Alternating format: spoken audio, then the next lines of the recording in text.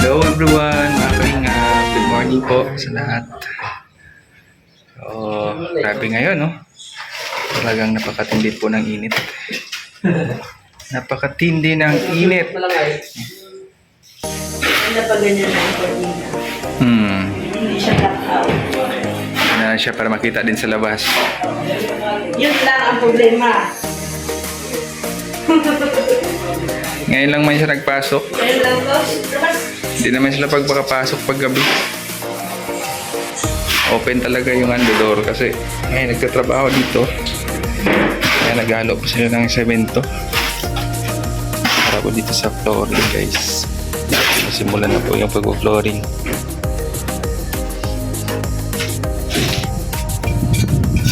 Matapos na po yan, talagang malawak.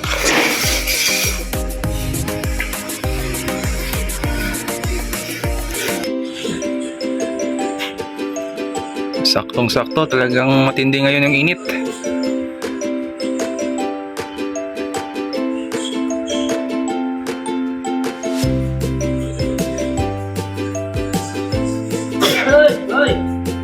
Guys, no, sinisimulan na po ang pagpo-flooring, no, dito sa kitchen. So dito tapos na. So yan nga, iniwan nga yan. At iangat pa yan dyan para didismantulin mo na yung yung mga pipes dyan at installan ulit para po yan dyan, ma-flooringan. Kunti na lang po ito, guys, at mabilis itong magtuyo kasi nga ang oras po natin ngayon 9 pa lang, pero talagang ang tindi na po ng sikat ng araw.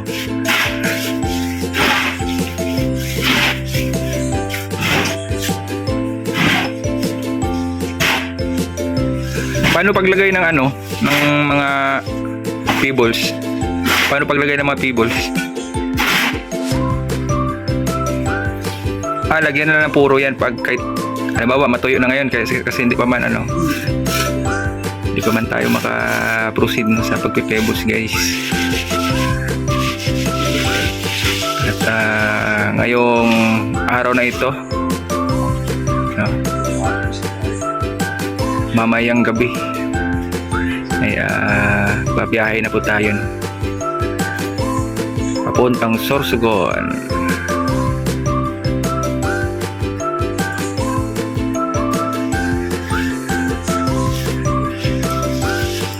Doon tayo magkakawang gawa sa mga kababayan ng taga Sorsogon.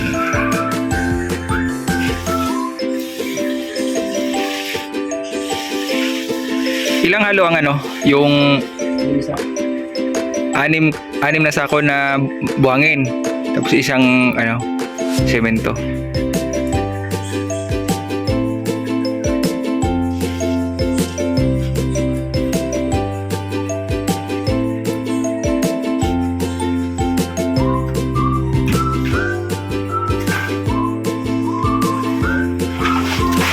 Ganda na yan dyan pagkatapos. Ganda na yan apakan dyan. Mataas din siya, guys, no?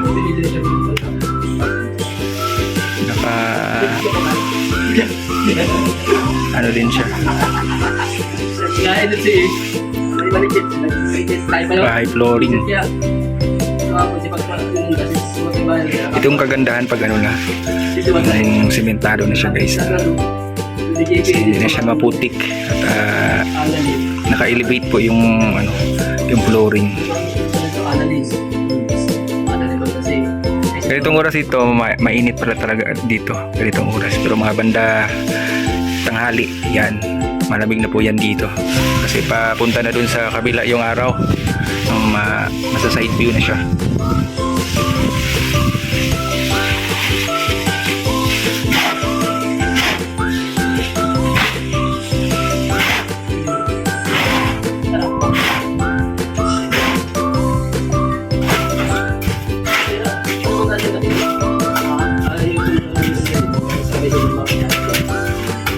Lahat-lahat dyan, ilang sako ng semento nagagamit dyan. Lahat-lahat kasali na dito?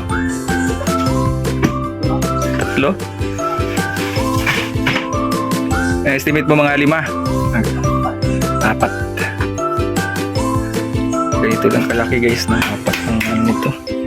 Ganito kahaba at kalawak. May 4 na simento. Kasi bali 2 inch lang yung ano niyan eh. Yung kapal ng simento. Yung flooring.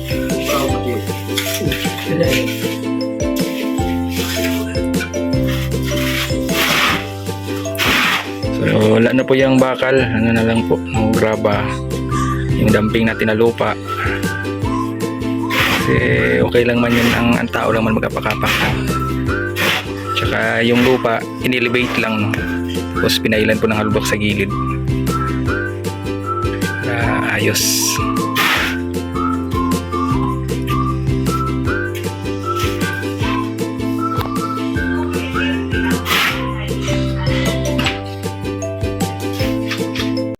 Po, no?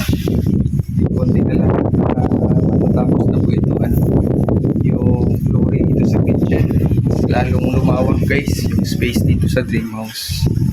Kaya sobrang thankful kami. Kaya Aminday Guapa sa walang sawang suporta. Ano po pang ano sa karpentero. At syempre sa mga titas. At thank you po sa inyong concern at kindness. At yung bahay din natapos na. Thank you so much po Tita Jacqueline at Tita Evangeline. May tiles na din. At syempre dun sa loob ng kwarto guys, no? Kay Tita Jacqueline. Thank you so much po sa inyong sakit sa amin. And God bless you po sa your family. Po ay marami pa kayong blessing. Gawin kayo Lord. Bless kayo ng happiness and peace po sa inyong buhay. And keep safe po kayo dyan. Siyempre sa lahat po na tumulong at nagpaabot po paunang mga material din dati. Yan. Ito po yung nakakalimutan guys. Yan, sobrang grateful kami. At nandiyan po kayo. Siyempre sa mga viewers natin na palaging sumusuporta, no? Yan, malaking bagay po yan sa amin. Thank you so much and more blessings po sa inyo. God bless po sa lahat. Siyempre mamaya magtuprayer na tayo at kasama po tayo sa Team Caravan. O babiyahin na tayo mamaya. Sana po supportahan niyo po rin yung mga upload videos po natin. So hanggang dito lang po. Magandang tanghali po sa lahat. Yan, more blessings po sa inyo. And God bless po sa nilang mabuhay. Huwag sa malang magpaalam na po. At hanggang dito lang po. Kita po tayo sunod po natin pagkita. Hindi po mga kalingap.